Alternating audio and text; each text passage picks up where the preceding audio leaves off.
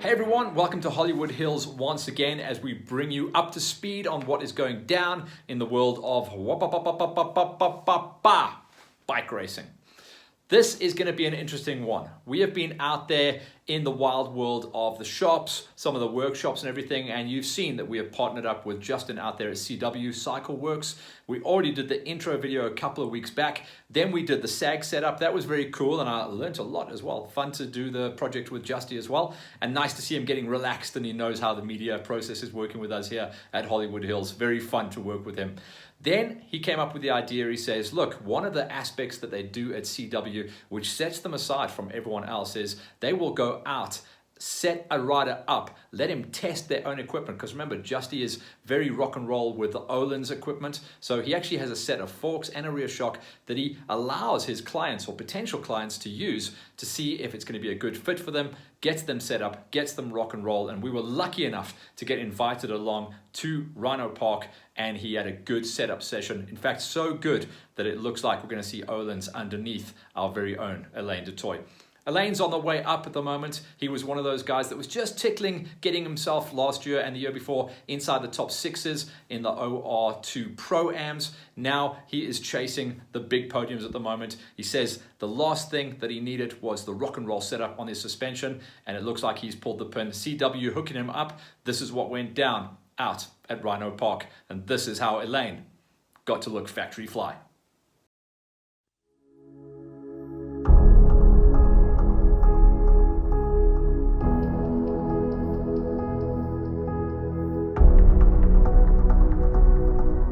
Hey, good buddy. Hey Matt, how you man? Yeah, good. Listen, tell me, what's the story about today? Obviously, I've been hanging with Justy. You're a good pal of mine, and it looks like it's all coming together today. Yeah, we're out here at Legends MX Park, not the MX section. I do the cross country stuff. Yeah, we're gonna be testing a bit of factory Öhlins suspension over the next couple of hours. So Christmas might come early this year. My bank balance might crash. We'll see which happens first. But yeah, I'm quite excited to give the Öhlins a test. It's been a long time coming. I think in GXCC series I've been sort of slowly climbing the ranks, and I think finally gotten to the point where I can justify the spend. So yeah, that's the plan. So hold thumbs, man. It's going to be tight.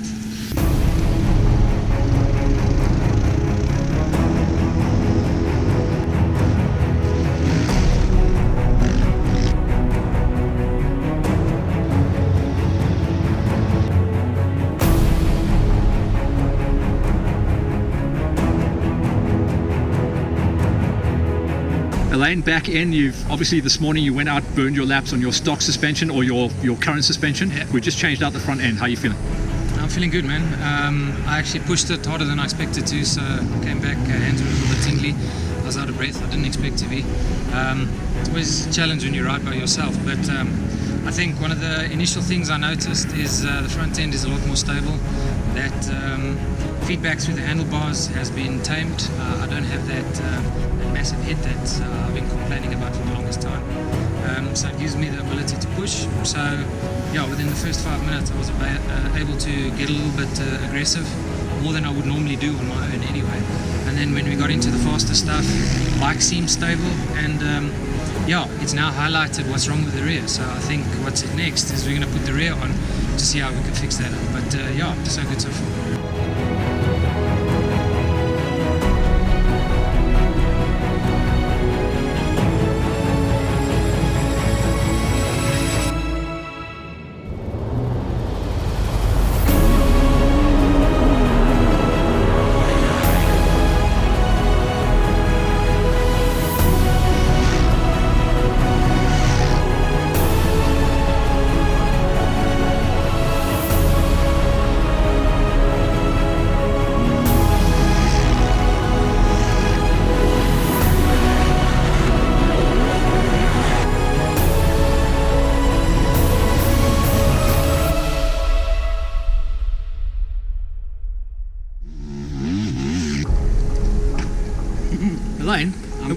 it's as if we've finished a race, dude. How are you feeling? I'm tired now.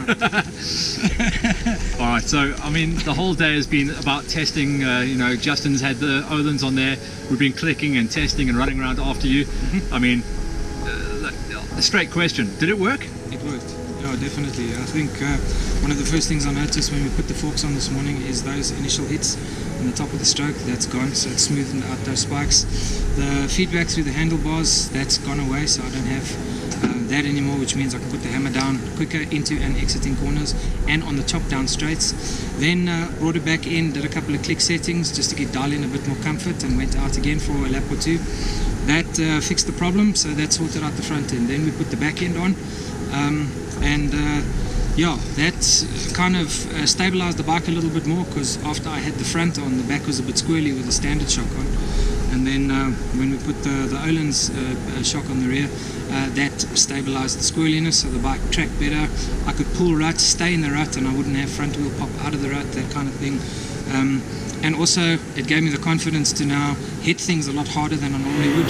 Corner entry speed is considerably faster. Things that I would normally be apprehensive about, I'm not so apprehensive about now, which means I can perform way more aggressive than what I'm used to. And then came in, did a couple of settings changes just to dial in a bit more comfort, and I think that's a very good base to start from.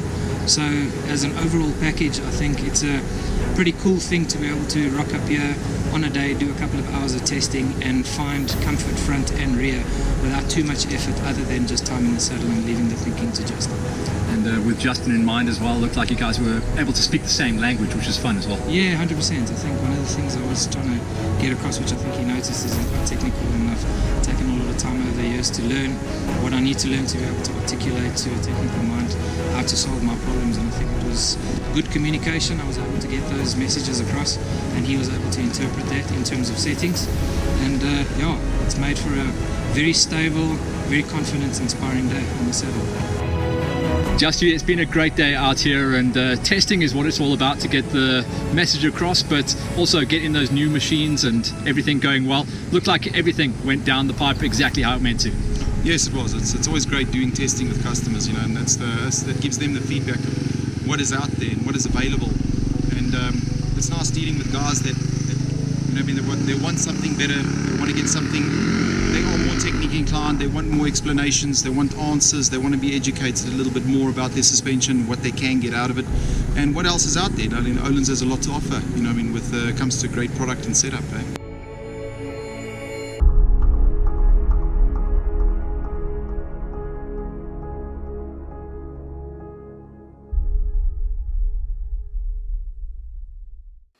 So that was an awesome project. We really enjoyed being involved in that, and it also gave us a look and feel. Hopefully you guys can see the benefit of working with Justin and CW. So give him a tag, get hold of him as well, and he'll see what he can do about hooking you up. He's going to be out at the races as well, so you'll no doubt see him dripping in Öhlins and CW branding when we go out there next week to Delmas for what will be now round 5 of the GXCCs. With that in mind, yesterday I was out on the track getting blown away. We actually didn't get the bikes out. We went buckying around. Vian tells us about what the setup is going to be, the mix, and how the GXCC club, regional and national format is going to be dovetailing on the day. Much smoother process this time around than it was in Modi Molly, and the track looks absolutely sweet. Very similar track layout, probably around about 50 or 60% usage of the previous round from last year. That was at the end when we were in the mud bath. This is going to be a dusty race, but I can tell you what, from being out there, it's got a beautiful flow. This is what Vian has to say. Hey Vian, out at Delmas, and it's decidedly not wet this time, eh? Yeah. Last year it was a mud bath, and they haven't had rain here for a very long time, obviously going through winter. So it's dry and dusty. Is it the same farm as last year? Because it looks like it, but we're hitting it from a different angle. Yeah, last year it was just the pits were way on the other side, and we managed to find this spot closer to the off-ramp from the highway. It'll make it a lot easier for everybody coming here to come to the pit area, but it's the exact same farm. The route will probably be in about 60% of the same route as last year. 40% new places that we found, and it'll make the route quite exciting. let's talk GXCC for a second. Obviously, we missed a round. We're still sticking with the format of not throwing one away. Am I correct? That's correct, yes. So just obviously we're missing out on one round, but we're still going to have a throwaway race. Okay. This event, it's going to obviously be scoring for GXCCs and nationals. Let's stick with GXCC for now. Morning session, juniors and quads. That's correct, yes. We're going to start off in the exact same format as we always do it, with our quads and the juniors. And straight after that, in the afternoon, we're going to jump in with the senior two-wheeler guys. Tell me about the national mix-up. Now, last time, Molly, you tried to fit in with the national format, which was throwing down the time trial in the morning, It kind of didn't work. This time, you're doing it full GXCC style. Yeah, the mess-up was too many things had to happen in the morning. Time trial, a separate loop for that, A and a B loop to try and get distance in for the national guys. So we've decided and spoke to Motorsport South Africa about it, and we said let's do it slightly different this time around. No time trial for the national guys. It'll be based on their championship standings. We'll do a mass start for the national guys, and straight after that it'll be the GXCC crowd, and then in their classes going off. Okay, and then the GXCC guys race on the same track as the national guys. There's no different loops this time around. Correct. So we have one loop. The loop is about 51 kilometers in length. The GXCC crew will start going out. Everybody goes out and do their first 4 laps. After the four laps, GXCC and from a club and regional perspective will be time barred. So basically, for the club and the regional guys, they will be going out and doing their 4 laps. After the 4 laps, that's the race for them. That's the end of the race. We'll have a 15-minute decontrol for those guys that's doing the nationals. They'll have a quick bite, fix whatever need to be fixed on the bikes, get their energy levels up, and then they're going to go out and do an additional 2 laps, and that'll be for the only for the national guys. Okay, that's looking cool. And then tell me about the rest of the season. It looks to me on the calendar like we've got 2 rounds left after this. That's correct, yes. Yeah, 2 rounds after this one, so that'll give us a total of 7 rounds for the year. And then, I mean, you haven't got a weather predictor at the moment, but super windy, super dry out here at the moment. That's kind of good conditions, but it is dusty. It is dusty. We obviously hoping for a little bit of rain just to dampen the dust. It's just under 2 weeks to go. We don't know if we're going to get rain. There's nothing forecasted, but this place is crazy. You could wake up in the morning, hot weather, and then in the afternoon you get some showers.